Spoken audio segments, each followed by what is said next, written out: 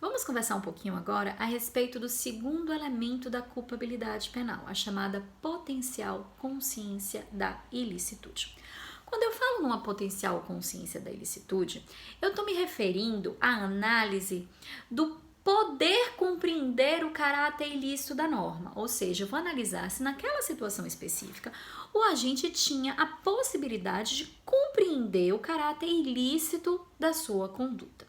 E, portanto, eu só permito a exclusão da potencial consciência da ilicitude na situação de comprovação de um erro de proibição. O que seria, então, o erro de proibição? Quando a gente fala em erro de proibição, a gente se refere à situação em que não há a possibilidade de conhecimento do caráter ilícito da conduta pelo sujeito.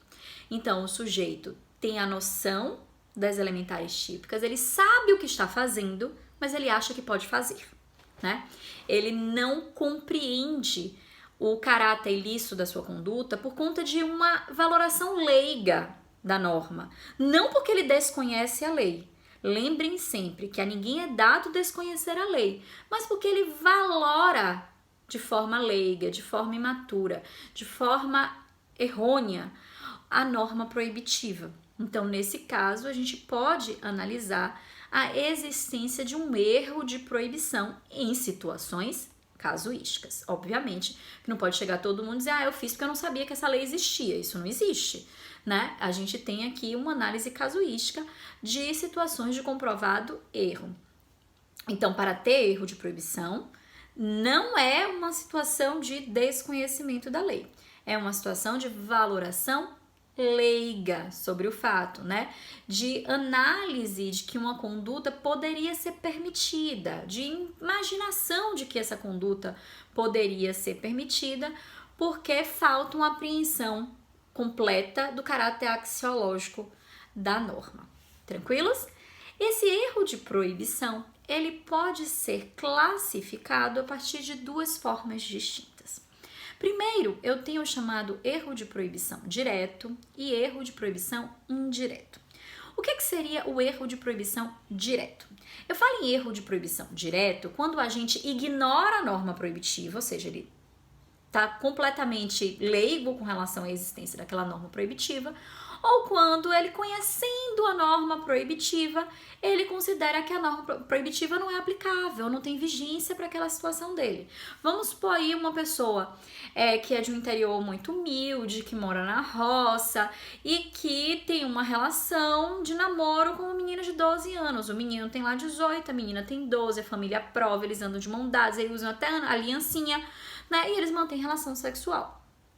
Então, naquela situação, pode ser que o julgador compreenda que era compreensível, né? Que era aceitável aquele jovem imaginar que a conduta dele era permitida. Por quê? Porque os pais da moça aceitavam, porque as intenções dele eram boas, porque ele já tinha prometido o casamento, porque ninguém falava que aquilo era errado, ele não tinha como conceber que aquela norma proibitiva, né, de manter relação sexual com vulnerável poderia ser aplicada a ele, uma pessoa tão direita, tão de família, que tinha tantas boas intenções com aquela namorada dele. Então, isso aí seria uma situação do chamado erro de proibição direto. Percebam, ele sabe que a menor tem 12 anos, ele sabe que está mantendo relação sexual com ela, então ele conhece o caráter ilícito, os elementares típicas, né? Ele conhece o fato, por isso que se exclui o erro de tipo, mas ele acha que ele pode fazer. Ele sabe que faz, mas acha que pode fazer. O que seria, então, o erro de proibição indireto? O outro lado. O erro de proibição indireto é quando há o absoluto conhecimento da norma proibitiva, ou seja, você sabe bem, valora a norma proibitiva, mas você acredita na incidência de uma causa justificante naquela situação específica. Por quê? Porque você imagina que existiria ali uma possibilidade de incidir uma causa justificante que não existe ou que não se aplica. Nesse caso, tecnicamente, a gente chama esse erro de proibição de discriminante putativa, né? Você imagina que existe essa situação discriminante. E aí a gente poderia ir para um exemplo. A gente tem uma situação de uma pessoa também que não tem o conhecimento técnico adequado, que vê uma pessoa muito querida da família morrendo no hospital, só ligada em aparelhos, sofrendo diariamente, entubada e etc. E essa pessoa resolve desligar os aparelhos. Ela sabe que existe a norma proibitiva não matar, mas ela acha que naquela situação que é para evitar o sofrimento, né, uma situação de eutanásia, ela poderia fazê-lo. E não existe uma excludente de ilicitude para o caso de eutanásia. Como a gente sabe, né, na legislação brasileira, a gente capitula, né, a eutanásia como crime, seja, né, a depender da conduta específica, seja como um crime de homicídio, podendo se enquadrar como homicídio privilegiado, seja como a conduta de induzimento, instigação ou auxílio a suicídio ou automutilação. Dependendo da conduta do agente. Então é crime, não tem uma exclusão de ilicitude nesse caso. Portanto, a gente teria uma situação de erro de proibição indireto. Porque por mais que conheça a norma proibitiva, acha, né, imagina-se que existe uma situação de exclusão de ilicitude que não existe no caso concreto. Então essa seria a primeira forma de classificar o erro de proibição.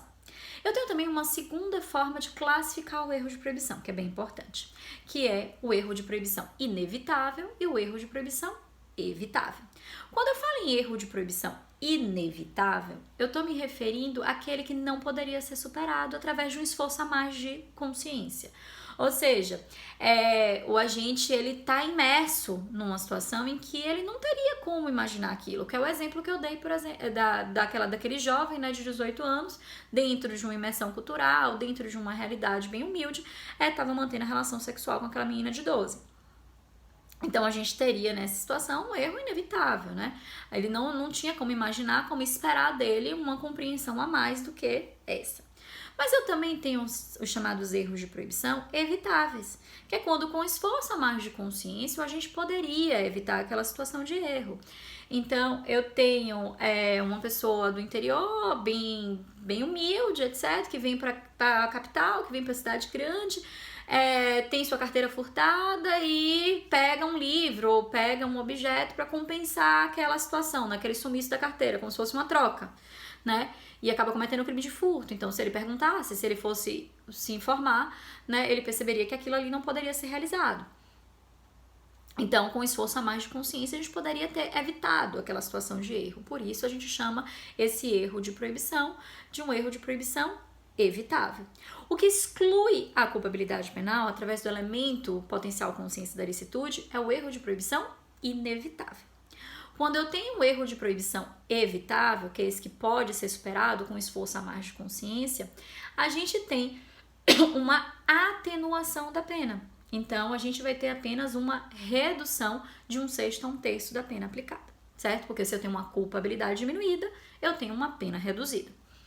Só mais uma coisinha para eu falar para vocês, né? Existe também em alguns sistemas jurídicos o chamado erro culturalmente motivado, erro culturalmente condicionado, que aqui a gente incorpora como uma espécie de erro de proibição.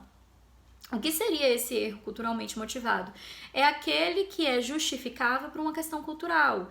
Então, a gente tem como exemplo o infanticídio ritual indígena, né? Algumas situações de religião que justifica a utilização de animais para rituais. Então, é quando a cultura fomenta o erro. Então, a pessoa, ao invés de ter uma dúvida que está fazendo alguma coisa errada, por uma questão cultural tem certeza que está fazendo algo certo.